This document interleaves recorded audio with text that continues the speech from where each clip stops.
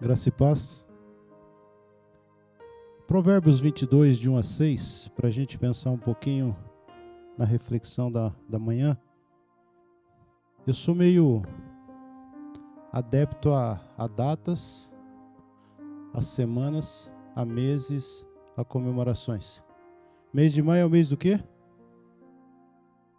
Você tem certeza disso? Então eu sou adepto de pensar alguma coisa, pelo menos se eu faço uma reflexão e eu tenho a oportunidade, eu tento pensar sobre o tema temático que nós estamos vivendo. E Provérbios 22, de 1 a 6, ele narra o seguinte: mais vale o bom nome do que muitas riquezas, e o ser estimado é melhor do que a prata e o ouro. O rico e o pobre se encontram, a um e a outro faz o Senhor. O prudente vê o mal e esconde-se, mas os ímpios passam adiante e sofrem a pena.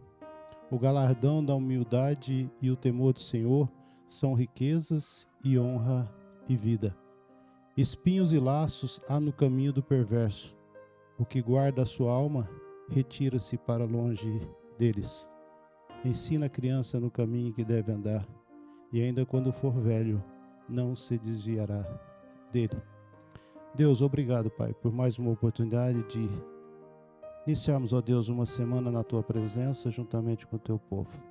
Suplicamos, ó Deus, a Tua unção, a Tua ministração, a direção, ó Deus, do Teu Santo Espírito, nessa hora, ó Deus, de reflexão.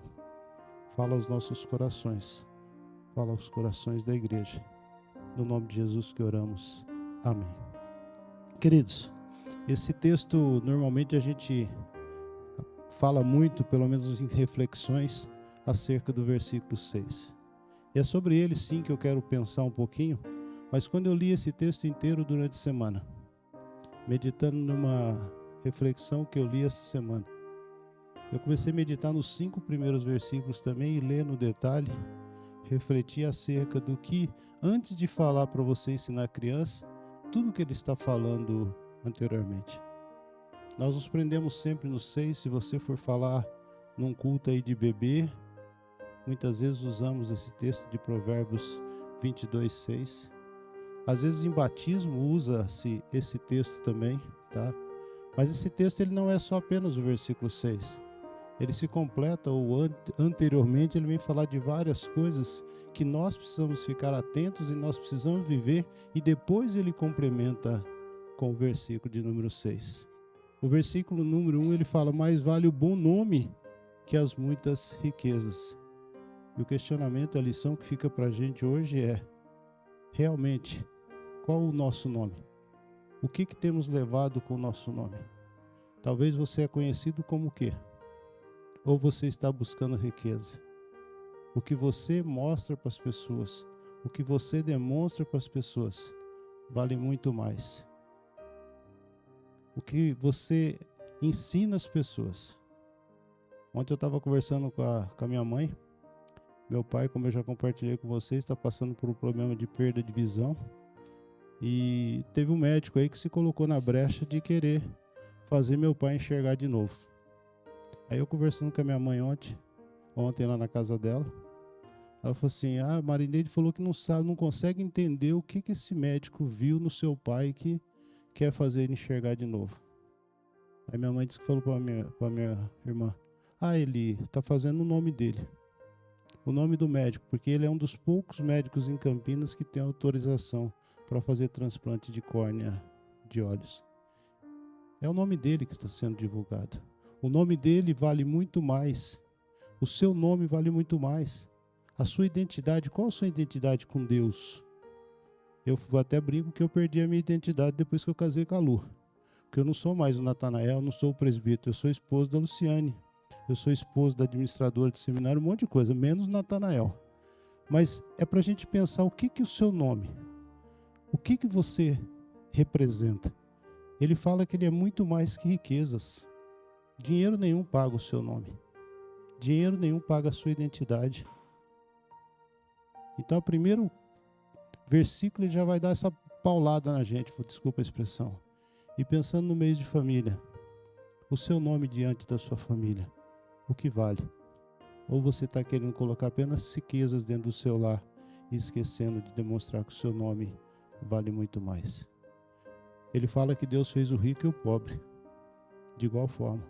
Então aqui nós vemos que Deus, não importa seu sexo, não importa se você é de cor, se você é branco, se você é ruivo, se você é careca, Deus fez você. E Ele está com você. O rico e o pobre se encontram. Um ao outro fez o Senhor. O 3, ele diz que o prudente vê o mal e esconde-se, mas o simples passa adiante e sofre a pena. Aqui ele está falando para você, gente, se você vê o mal, se afasta dele. E hoje de manhã, revisando a reflexão, eu lembrei que há muito tempo atrás, quando eu trabalhava na madeireira ali no Cambuí, isso era adolescente para jovem, teve um grupo, eu não lembro de que igreja, que falou que ia fazer um evangelismo na época do carnaval ali no Regatas. A gente trabalhava do lado do Regatas. Eu falei, misericórdia, foge desse mal. Por providência divina, depois eles desistiram de fazer isso. Se você está vendo o mal, foge dele. Se afasta. Não dá brecha para Satanás, não. Não dá brecha para o diabo entrar na sua vida e fazer o estrago. Então, seja prudente e se desvie do mal. O 4, ele fala, o galardão da humildade e o temor do Senhor são riquezas e honra e vida. Traduzindo, ele está falando assim, ande no temor do Senhor, e aí sim você vai ter riqueza. Riqueza do galardão eterno, riqueza da glória eterna com Deus. O 5, ele diz, espinhos e laços há no caminho do perverso. O que guarda a sua alma, retira-se para longe deles. De novo, foge do mal. Não mexe com o espinho, não. Passa de longe do espinho. Aí sim, agora ele vem para o versículo 6 e ele fala, ensina a criança no caminho em que deve andar. Aí nós vamos para a família. Aí nós vamos aqui, inclusive dentro da meditação, reflexão, que eu li essa semana sobre esse texto, ele fala que existe 3 coisas aqui, 3 lições para a gente aprender nesse texto. Primeiro, existe uma ordem. Ensina. Os pais não podem e não devem terceirizar a educação dos seus filhos. Compete a cada um de nós como pais educar os nossos filhos. Os que têm crianças novas aí, a educação, o ensino é responsabilidade sua. É responsabilidade do seu cônjuge. Não é da igreja, não é da escola dominical. Igreja e escola dominical são um complemento para a educação, para o ensino do seu filho. O principal ensino ele vai ter em casa. É ali que você tem que ensinar. Então existe uma ordem. E a pergunta que fica é, estamos cumprindo essa ordem? Estamos trazendo nossos filhos à igreja também? Ou nós estamos ensinando e depois deixando de lado? Mas ele tem um modelo que ele mostra. Uma ordem e um modelo. Ensina no caminho. E não é no caminho que ele quer. É no caminho. Só existe um. Tá? E aqui dentro desse aí eu gostaria de parar um pouquinho mais o tempo e citar alguns exemplos que me veio à mente quando eu meditava sobre isso aqui.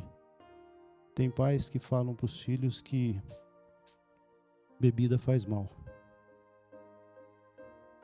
Mas não param de beber.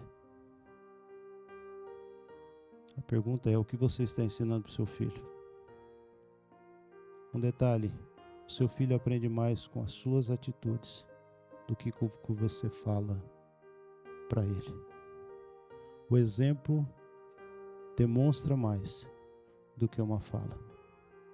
Então, se eu falo para o meu filho que ele não pode beber, eu preciso dar exemplo e não beber. Se eu ensino para o meu filho que ele deve vir à igreja, eu preciso trazê-lo para a igreja. E eu preciso vir para a igreja também. Eu falo que é necessário vir à igreja, ter comunhão, mas qualquer brecha que eu tiver, eu arrumo uma justificativa e não venho para a igreja. O seu filho está aprendendo que domingo, inclusive nós vamos ponderar um pouquinho daqui a pouco na escola dominical sobre isso, que domingo você pode ficar descansando, você pode ficar dormindo. O que menos você faz é louvar, adorar e bendizer a Deus no domingo. Se eu estou ensinando meu filho, eu preciso dar um exemplo. Os pais ensinam que devemos ser exemplos, não falar palavrão, ser educado, mas no trânsito xingam, falam palavrões, ficam nervosos. E adicionando mais alguma coisa, passa no semáforo vermelho e diz que é normal, está com pressa. O que ele está aprendendo? Que você pode passar no semáforo, você pode falar palavrões, você pode xingar. Nós somos o modelo dos nossos filhos. Nós ensinamos pelo exemplo que nós damos a eles. Então, se viemos à igreja, nós estamos ensinando eles a irem na igreja. Se não falamos palavrões, estamos ensinando eles a não falar palavrão. Se não bebemos, estamos ensinando nossos filhos que a bebida faz mal. Mas e o caminho? Não é no caminho que ele quer, mas existe somente um caminho. Ensina a criança no caminho. E Jesus Cristo responde isso. Em João 14, 4-6, ele diz: E vós sabeis o caminho para onde eu vou? Disse-lhe Tomé: Senhor, não sabemos para onde vais. Como saber o caminho? Respondeu-lhe Jesus: Eu sou o caminho, a verdade e a vida. Ninguém vem ao Pai a não ser por mim. Então, qual o caminho que nós devemos ensinar aos nossos filhos? O caminho da cruz de Cristo. Somente o caminho que conduz à cruz de Cristo é o verdadeiro caminho. É nesse caminho que nós precisamos ensinar os nossos filhos. E aí depois vem uma promessa terminando.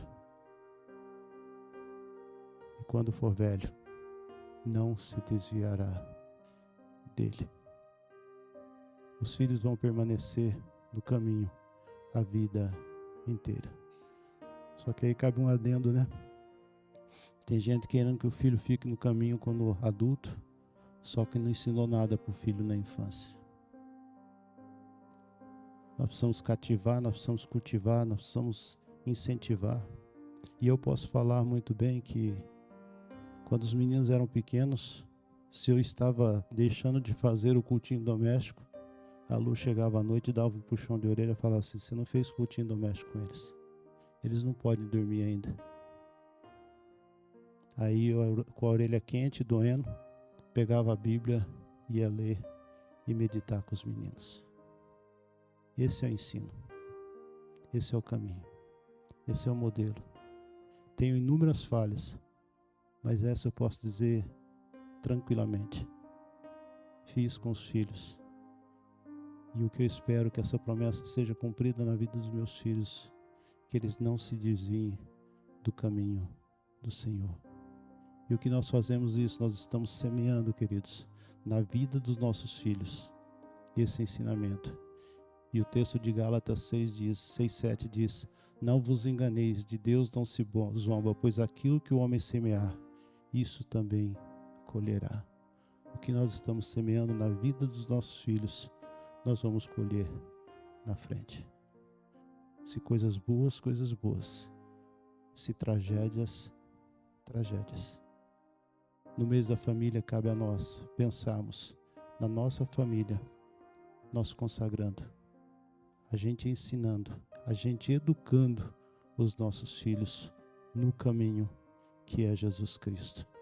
Então que realmente nós possamos viver essa realidade, viver esse ensinamento, ensinar isso aos nossos filhos. E ainda quando for velho, eles não irão se desviar dos caminhos do nosso Deus. Amém? Que Deus assim nos ajude, que Deus assim nos abençoe.